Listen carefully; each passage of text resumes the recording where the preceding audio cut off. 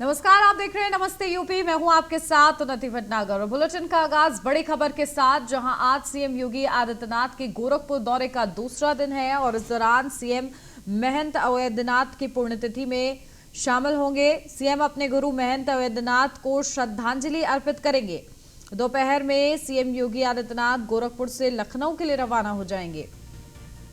देखिए, 2 दिवसीय खास गोरखपुर का दौरा था सीएम योगी आदित्यनाथ का और इस दौरे के दौरान आज उनका दूसरा दिन है गोरखपुर में, जिस दौरान वो अपने गुरु सीएम महंत अवैधनाथ की पुण्यतिथि में शामिल होंगे। साथ ही साथ अपने गुरु को भावपूर्ण श्रद्धांजलि अर्पित करेंगे सीएम योगी आदित्यनाथ और उसके बाद दोपहर में करीब वो गोरखपुर से लखनऊ के लिए रवाना हो जाएंगे। तो आज का ये पूरा कार्यक्रम आपको बता रहे हैं। सीएम योगी आदित्यनाथ का 2 दिवसीय गोरखपुर का दौरा था और इस दौरान दूसरे दिन वो अपने दौरे के दौरान महंत अवैधनाथ की पुण्यतिथि में शामिल होंगे, जिनको गुरु भी मानते हैं सीएम योगी आदित्यनाथ, और उनकी पुण्यतिथि में शामिल होंगे। साथ ही साथ उनको अपनी भावभीनी श्रद्धांजलि भी अर्पित करेंगे। और चलिए सीधा रुख करते हैं, हमारे संवाददाता ग्राउंड जीरो से हमारे साथ जुड़ गए अश्विनी द्विवेदी, लखनऊ से हमारे साथ जुड़ गए, हरेंद्र दुबे हमारे साथ गोरखपुर से जुड़ गए। सबसे पहले हरेंद्र का रुख कर लेते हैं। हरेंद्र, क्या जानकारी? देखिए, 2 दिवसीय ये खास दौरा है सीएम योगी आदित्यनाथ का और आज सीएम योगी आदित्यनाथ अपने गुरु को नमन करते नजर आएंगे। देखिए, हर साल की परंपरा रही कि पुण्यतिथि जब भी पितृपक्ष आते हैं तो साप्ताहिक श्रद्धांजलि समारोह का कार्यक्रम गोरखनाथ मंदिर में किया जाता है। जो 2 साल तक कोरोना काल के वजह से कार्यक्रम को सीमित किया गया था, लेकिन इस बार भव्य तरीके से आयोजित किया गया है और 1 सप्ताह से चल रहा है। आज उसकी पुण्याहुति है, समापन समारोह है।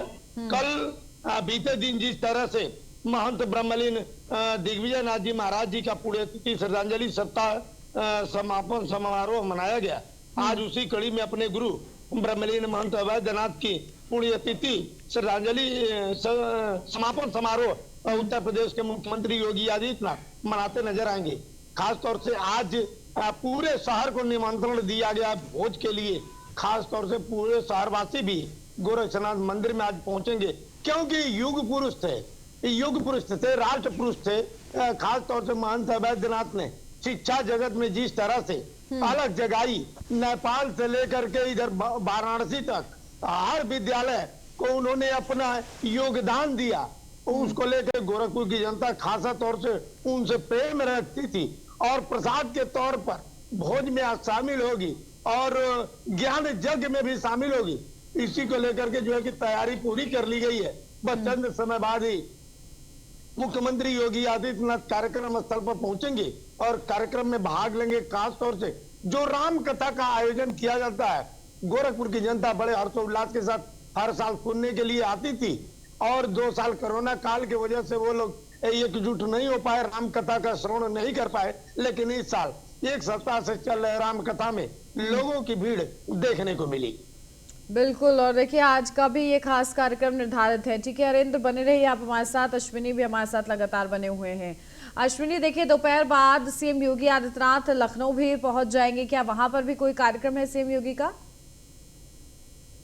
मुख्यमंत्री योगी आदित्यनाथ 2 दिवसीय गोरखपुर प्रवास पे थे। इस दौरान वो बतौर शिष्य एक भूमिका में नजर आए, जिसमें उन्होंने दिग्विजय नाथ जो उनके गुरु थे, साथ ही साथ अवैधनाथ जी हैं जो जिनकी आज पुण्यतिथि है, दोनों लोगों को श्रद्धासुमन अर्पित किए, श्रद्धांजलि सभा में शिरकत किए, रामकथा हो रही थी, रामकथा का में सम्मिलित हुए। साथ ही साथ आज का जो कार्यक्रम लखनऊ वापसी का हालांकि है, लेकिन अभी तक कोई भी आधिकारिक कार्यक्रम जो मुख्यमंत्री कार्यालय होता है उसकी ओर से जारी नहीं किया गया। लेकिन संभावना है पूरी लखनऊ आने के बाद में वो टीम 9 की बैठक कर सकते हैं, तमाम अन्य लोगों से मुलाकात भी कर सकते हैं। जी बिल्कुल, ठीक है अश्विनी, आप बने रहिए हमारे साथ। हरेंद्र, आप लगातार नजर बना के रखिएगा, बहुत शुक्रिया फिलहाल आपका। और अब खबर लखनऊ से, जहां आज विधानसभा में धरना देंगे सपा के विधायक। 5 दिन तक प्रदर्शन करने जा रही है समाजवादी पार्टी, जहां मानसून सत्र से पहले सरकार को घेरने का प्रयास करेंगे। विधान भवन में चरण सिंह की प्रतिमा के पास धरना देंगे। कानून व्यवस्था, महंगाई, बेरोजगारी के विरोध में धरना होगा। फर्जी मुकदमे दर्ज कराने जैसे मुद्दों का विरोध किया जाएगा। अखिलेश यादव भी धरना प्रदर्शन में शामिल हो सकते हैं। तो देखिए, समाजवादी पार्टी की तरफ से विधानसभा में धरना देने की तैयारी है और तमाम अहम मुद्दे हैं। कानून व्यवस्था उसमें शामिल है, महंगाई शामिल है, बेरोजगारी के खिलाफ विरोध में भी धरना प्रदर्शन किया जाएगा। और चलिए इससे जुड़ी जानकारी लेते हैं। अश्विनी हमारे संवाददाता बने हुए हमारे साथ। अश्विनी, देखिए आज विधानसभा में धरना प्रदर्शन की बड़ी तैयारी है समाजवादी पार्टी की तरफ से, और इसमें समाजवादी पार्टी के अध्यक्ष अखिलेश यादव भी हिस्सा ले सकते हैं। बिल्कुल समाजवादी पार्टी कुछ एक्टिव होने की कोशिश कर रही है, लेकिन कहीं ना कहीं जो इनके नीति नियंता हैं वो समझा नहीं पा रहे कि पार्टी के कार्यकर्ताओं को, पार्टी के नेताओं को करना क्या है। धरना अच्छी बात है, प्रदर्शन करना सरकार के खिलाफ अच्छी बात, सरकार की नीतियों के खिलाफ करना अच्छी बात है, जनता के हित में करना अच्छी बात है, लेकिन कहीं ना कहीं जब तक जनता की सहभागिता किसी प्रदर्शन में सरकार के विरोध में नहीं हो तो शायद उसका फायदा विपक्षी दलों को नहीं मिलता। आज प्रदर्शन तो होगा, समाजवादी पार्टी के जो तमाम विधायक होंगे वो विधानसभा के अंदर महंगाई, भ्रष्टाचार, बेरोजगारी, किसानों के मुद्दे समेत तमाम मुद्दों को लेकर के प्रदर्शन करेंगे। साथ ही साथ जो जिस तरह से मुकदमे लिखे जा रहे हैं, जिनका कहना है समाजवादी पार्टी के नेताओं का कि फर्जी मुकदमे जिस तरीके से लिखे आ रहे, उनको लेकर के भी जो है प्रदर्शन किया है। लेकिन यही प्रदर्शन अगर सड़कों पर किया जाए, यही प्रदर्शन अगर जो आम जनता की सहभागिता के साथ किया जाए तो कहीं ना कहीं इसका असर दिखाई पड़ेगा। हालांकि कदम है समाजवादी पार्टी ने काफी लंबे समय के बाद ट्विटर की राजनीति से अलग हट करके अब जमीन पर कुछ प्रदर्शन करने की कोशिश करेगा, लेकिन कितना असर होगा ये तो देखना होगा। जी बिल्कुल, और देखिए किस तरीके से लगातार ये मुद्दे जो है सदन के बाहर, विधानसभा के बाहर भी समाजवादी पार्टी उठाती आई है, किस तरीके से धरना प्रदर्शन किया जाता है ये देखना होगा। ठीक है अश्विनी, बने रहिए आप हमारे साथ। प्रयागराज से अब अगली खबर, जहां सामूहिक हत्याकांड में बाहुबली ब्रिजेश सिंह तलब किए गए हैं। इलाहाबाद हाईकोर्ट ने बाहुबली ब्रिजेश सिंह को तलब किया है। 36 साल पहले चंदौली में हुई थी 7 लोगों की हत्या। मामले में माफिया ब्रिजेश सिंह को तलब किया गया है। बाहुबली ब्रिजेश सिंह तलब को आज कोर्ट में पेश होना होगा, तो उनको तलब किया गया है और इसी के चलते उनकी कोर्ट में पेशी भी होगी। 36 साल पहले चंदौली में 7 लोगों की हत्या हुई थी और इस मामले में माफिया ब्रिजेश सिंह को हाईकोर्ट ने, देखिए इलाहाबाद हाईकोर्ट ने तलब किया है। आज कोर्ट में पेश होंगे ये माफिया। और चलिए सीधा अपडेट अश्विनी से। अश्विनी, देखिए किस तरीके से 36 साल पुराने मामले में तलब किया गया है इलाहाबाद हाईकोर्ट की तरफ से। बिल्कुल 36 साल पहले सिकरौरा गांव पड़ता है, वहां पर सामूहिक हत्याकांड हुआ था। उस समय वो वाराणसी जिले में पड़ता था, लेकिन वर्तमान समय में चंदौली जिले में, जिसमें जो ब्रजेश सिंह समेत 13 लोगों को आरोपी बनाया गया था और उसके बाद FIR दर्ज कराई गई थी। उसके बाद उनका केस चला था, जिसमें लोअर कोर्ट ने 2018 में सभी को ये कहकर बरी कर दिया था कि जो गवाह हैं उनके जो बयान है उसमें मतभेद है। निश्चित तौर पर उसके बाद जो पीड़ित परिवार था उसने हाईकोर्ट का रास्ता अपनाया और हाईकोर्ट में अपनी रिट दायर की, जिसके बाद सुनवाई शुरू होती है। और आज का दिन जो नियत किया गया है कि हाईकोर्ट ने ब्रजेश सिंह को जो है तलब किया है, साथ ही साथ जो याचिकाकर्ता है, मुख्य याचिकाकर्ता, उसको भी तलब किया गया है। निश्चित तौर पर कहीं ना कहीं जो याचिकाकर्ता है उसका कहना है, पीड़ित परिवार का कहना है कि ब्रजेश सिंह समेत 13 लोगों ने उनके परिवार परिजनों की हत्या की थी और जिसमें एक महिला जो थी वो घायल हो गई थी और उसका बयान दरकिनार करके इन लोगों को बरी किया गया। निश्चित तौर पर अगर बात करें, पिछले लमसम 13 साल से ब्रजेश सिंह जेल में थे और अगस्त महीने में इसी साल अगस्त महीने में वो जेल से बाहर आए, लेकिन फिर से एक बार ब्रजेश सिंह की मुश्किलें बढ़ती जा रही क्योंकि हाईकोर्ट ने उनको तलब किया और कहीं ना कहीं जो लोअर कोर्ट का जो फैसला हुआ था उसको पीड़ितों ने कहीं ना कहीं चुनौती दी है और चुनौती देने के बाद अब हाईकोर्ट क्या करता है, हाईकोर्ट सुनवाई में क्या करता है, ये कुछ देखना होगा। जी बिल्कुल, इस पेशी के दौरान क्या कुछ अहम होता है ये देखने वाली बात होगी। आप नजर बना के रखिएगा अश्विनी, बहुत शुक्रिया फिलहाल आपका। उत्तर प्रदेश के मदरसों के सर्वे का काम शुरू हो गया है, जहां SDM, BSA और DMO सभी मिलकर सर्वे के काम को अंजाम दे रहे हैं। सर्वेक्षण में लेखपालों से भी मदद ली जा रही है। 12 बिंदुओं पर जिले भर में यह सर्वे किया जा रहा है। 15 अक्टूबर तक सर्वे पूरा करने का आदेश दिया गया है। 25 अक्टूबर तक शासन को रिपोर्ट उपलब्ध कराई जाएगी। वहीं आपकी टीवी स्क्रीन में यूपी के 4 जिलों की तस्वीरें आपको दिखा रहे हैं, जहां पहली अलीगढ़, तो दूसरी बुलंदशहर, तीसरी आगरा और चौथी हमीरपुर से है।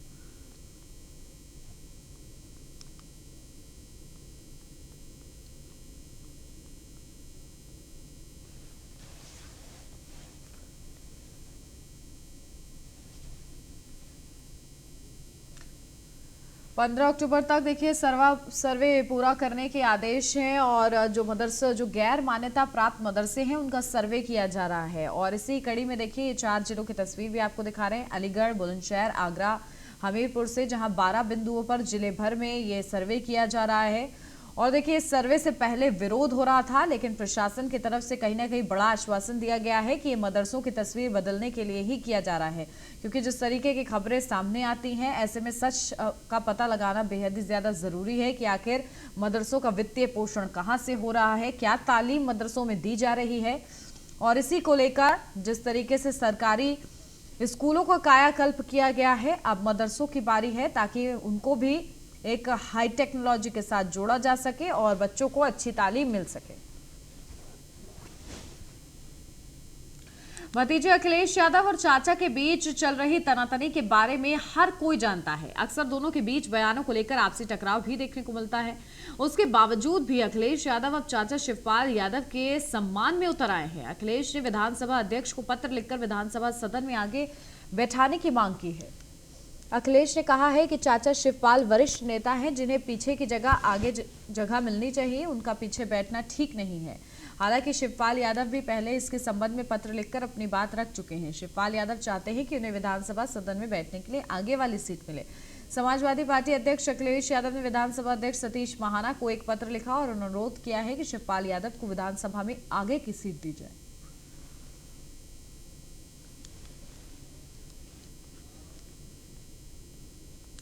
गाजियाबाद शहर में एक डॉक्टर को हिंदू संगठन के लिए काम करने पर जान से मारने की धमकी दी गई। आरोपी ने व्हाट्सएप कॉल पर डॉक्टर का सर तन से जुदा करने की धमकी दी थी। ये कॉल अमेरिका से किया गया था। बता दें कि सिहानी गेट थाना क्षेत्र के लोहिया नगर पुलिस चौकी के पास 2 दशकों से अपना क्लिनिक चला रहे डॉक्टर अरविंद वत्स ने अपनी शिकायत में कहा कि उन्हें एक मोबाइल नंबर से धमकी भरे कॉल आए, जिसमें यूनाइटेड स्टेट्स नंबर सर्कल था। डॉक्टर ने आरोप लगाया कि उन्हें पहली बार 1 सितंबर की रात से नंबर से कॉल आई थी, तो उन्होंने कॉल का जवाब नहीं दिया क्योंकि वह सो रहे थे। तो वहीं वत्स ने शिकायत में कहा है कि उन्हें 7 सितंबर को फिर से नंबर से कॉल आया और फोन करने वाले ने उन्हें हिंदू संगठनों का समर्थन करने पर गंभीर परिणाम भुगतने की धमकी दी है। सितंबर के रात में मेरे पास कॉल आया है, व्हाट्सएप कॉल है। जैसा कि साइबर सेल वाले बता रहे हैं, क्राइम ब्रांच वाले, कि ये यूएसए का न्यू जर्सी का कोई नंबर है +1 से 551 है उनका, जो भी है कोड है। मुझे नहीं मालूम कि किन लोगों ने दिया है, लेकिन जब मैंने उसे फ़ोन किया, उससे मेरी बात हुई 5 मिनट 14 सेकंड, तो उन्होंने ये कहा कि डॉक्टर अकेले बोल रहे हो? मैंने कहा जी बोल रहा हूँ। कि बोला कि तुम्हें जो है कन्हैया कुमार और डॉक्टर उमेश के पास भेजना है। मैंने कहा क्या भाई? तो बोलता है कि गुस्ताखे रसूल की एक ही सज़ा, सर तन से जुदा, सर तन से जुदा, और तुम्हारी हमने पूरी रैकी कर ली है, तुम्हारा मोदी धोदी, ऐसे करके बोला है। मोदी धोदी योगी और यति नरसिंहानंद जो तेरा गुरु है, ये अपने बिल में दुबका पड़ा, तेरे को नहीं बचा पाएगा, तू बहुत हिंदू संगठन की बात करता है। तेरी सारी रैकी मैंने कर ली है। कल जन सुनवाई में एक डॉक्टर साहब आया था, उनका अननोन नंबर से व्हाट्सएप कॉल आया था, उनका कुछ धमकी देने के लिए बात आई थी। उसको तुरंत हमने FIR दर्ज कर दिया और हमने साइबर सेल का भी वो नंबर ट्रैक करने के लिए निर्देश दिया है, और साथ साथ और SHO का जल्दी से जल्दी इस केस को वर्कआउट करके टीम गठित करके हम लोग उसका ट्रैक करेंगे, कहाँ से नंबर आए, क्या है, सब वेरीफाई कर रहे हैं हम लोग, और जल्द से जल्द केस वर्कआउट करके आगे इसमें कार्रवाई करेंगे। बीजेपी सिद्धांतों की पार्टी है और इसलिए इस पार्टी का दबदबा आज कई राज्यों में है। पार्टी का एक व्यक्ति एक पद वाला सिद्धांत, और अब इस सिद्धांत की चर्चा तेज है क्योंकि यूपी में बड़े बदलाव की हलचल है। माना जा रहा है कि योगी सरकार के 5 ऐसे मंत्री हैं जो संगठन से इस्तीफा देकर सरकार में विभाग संभालते रहेंगे।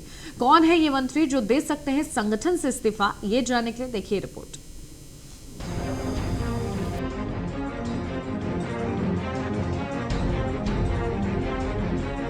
उत्तर प्रदेश में भारतीय जनता पार्टी संगठन में बड़े बदलाव की तैयारी में है। एक व्यक्ति एक पद के सिद्धांत के तहत योगी सरकार में मंत्री बने कई नेता संगठन में अपना पद छोड़ सकते हैं। उपाध्यक्ष बेबी रानी मौर्य, उपाध्यक्ष AK शर्मा, उपाध्यक्ष दयाशंकर सिंह, प्रदेश महामंत्री JPS राठौर और पिछड़ा वर्ग अध्यक्ष नरेंद्र कश्यप और संगठन में अपना पद छोड़ सकते हैं। भूपेंद्र चौधरी के प्रदेश अध्यक्ष बनने के बाद से संगठन के उन पदाधिकारियों पर इस्तीफे का नैतिक दबाव बन गया है। माना जा रहा है कि जल्दी ही संगठन से वो पदाधिकारी भी इस्तीफा दे सकते हैं जो मंत्रिमंडल में शामिल हैं। और संगठन में इन इस्तीफे के बाद जो पद खाली होंगे वहां कुछ पूर्व मंत्रियों को जिम्मेदारी दी जा सकती है। उत्तर प्रदेश बीजेपी का अध्यक्ष बनने के बाद भूपेंद्र चौधरी ने सबसे पहले मंत्री पद से इस्तीफा दिया। सरकार में वो पंचायती राज विभाग संभाल रहे थे, लेकिन जैसे ही उन्होंने प्रदेश अध्यक्ष की कमान संभाली वैसे ही मुख्यमंत्री से मिलकर उन्होंने तत्काल अपना इस्तीफा दे दिया। अब माना जा रहा है कि संगठन के वो पदाधिकारी जो योगी सरकार में मंत्री हैं, वो भी बीजेपी के एक व्यक्ति एक पद के सिद्धांत के तहत जल्द इस्तीफा देंगे और फिर संगठन में नए लोगों को जगह दी जाएगी। योगी सरकार में कैबिनेट मंत्री बेबी रानी मौर्य संगठन में प्रदेश उपाध्यक्ष हैं, जबकि ऊर्जा मंत्री ए.के. शर्मा संगठन में प्रदेश उपाध्यक्ष हैं। परिवहन मंत्री दयाशंकर सिंह भी प्रदेश उपाध्यक्ष की जिम्मेदारी संभाल रहे हैं। वहीं सहकारिता मंत्री जे.पी.एस. राठौर प्रदेश महामंत्री हैं और पिछड़ा वर्ग कल्याण मंत्री नरेंद्र कश्यप बीजेपी के पिछड़ा वर्ग मोर्चा के अध्यक्ष हैं। ये सभी मंत्री संगठन से इस्तीफा देकर सरकार में अपना विभाग संभालते रहेंगे। राजनीति उठापटक की नई तस्वीर में संगठन में बदलाव के कयास भी लगाए जा रहे हैं। खैर, अब ये 5 मंत्री इस्तीफा देकर बीजेपी के एक व्यक्ति एक पद के सिद्धांत को बनाए रखेंगे। Desk report, news 1 India.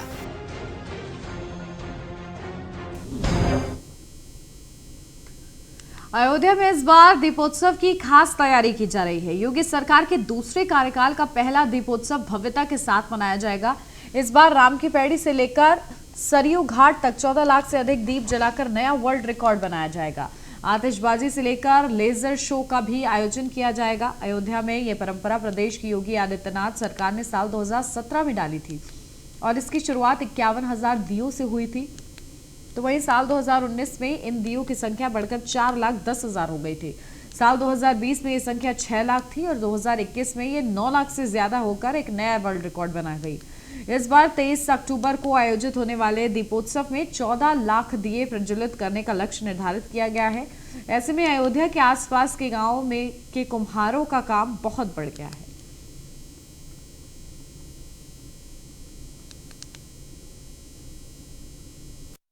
दीपोत्सव में इस वर्ष नया कीर्तिमान बनाने के लिए 14,28,000 दीपों की जलाने की टारगेट है, लेकिन हम सरप्लस इसको 16 लाख मान के चल रहे हैं कि हमको 16 लाख दिए जलाने हैं। पिछले वर्ष 11,000 वॉलंटियर काम किए थे।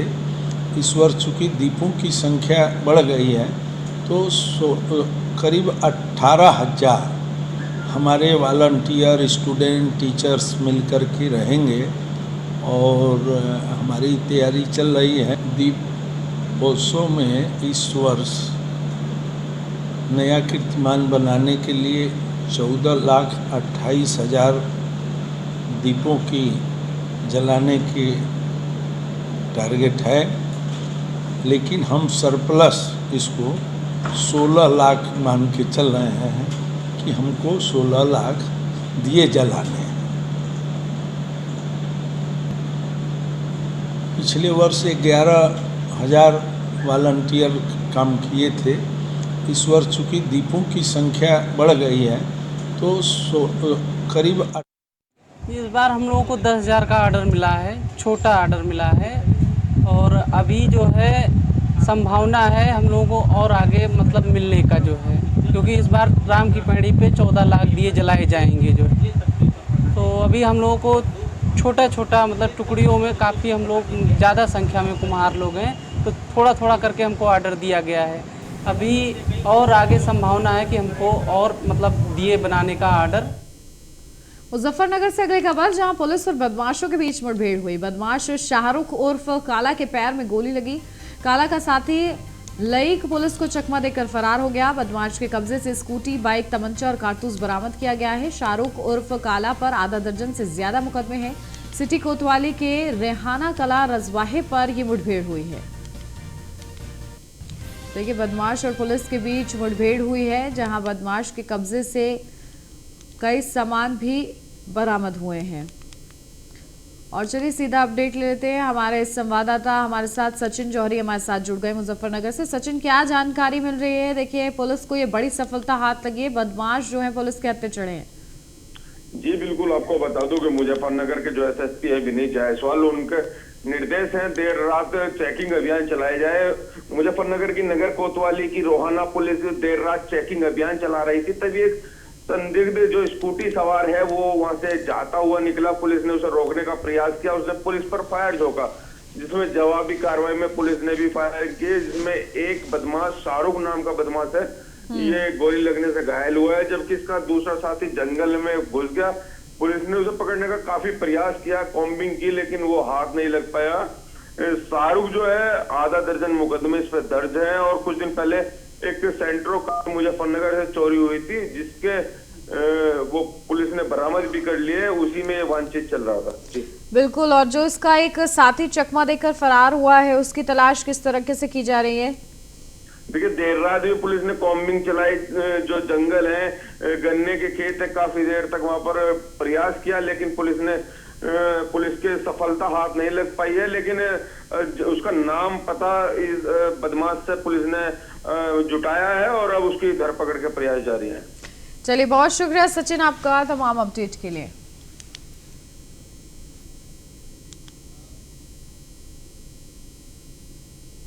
काशी के ज्ञानवापी को लेकर आए फैसले से मुस्लिम पक्ष संतुष्ट नहीं दिख रहा है, जिसको लेकर हाईकोर्ट का दरवाजा खटखटाने की बात कर रहे हैं।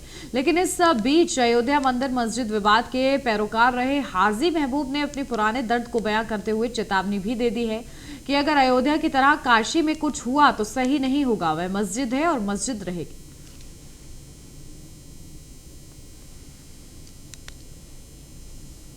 अदालत ने तो क्या फैसला दिया है? काशी में जो हो रहा है वो गलत हो रहा है और वो मस्जिद है, मस्जिद तक क़यामत रहेगी और हम वहाँ फैसले से नहीं मुँह पा जाएंगे। देखेंगे जब तक क्या होता है। अयोध्या का मसला जो था एक दूसरी तरीके से था और यहाँ हम लोगों ने खामोशी से इसलिए कहा कि चलो अदालत का फैसला ख़त्म हो जाए। उन्होंने कहा अब हम आगे नहीं बढ़ेंगे, इसलिए अयोध्या के मसले में हम लोगों ने कोई इंटरेस्ट नहीं लिया। अगर वहाँ ऐसा हुआ तो वहाँ बहुत बुरा होगा। बस वो मस्जिद है, मस्जिद रहेगी।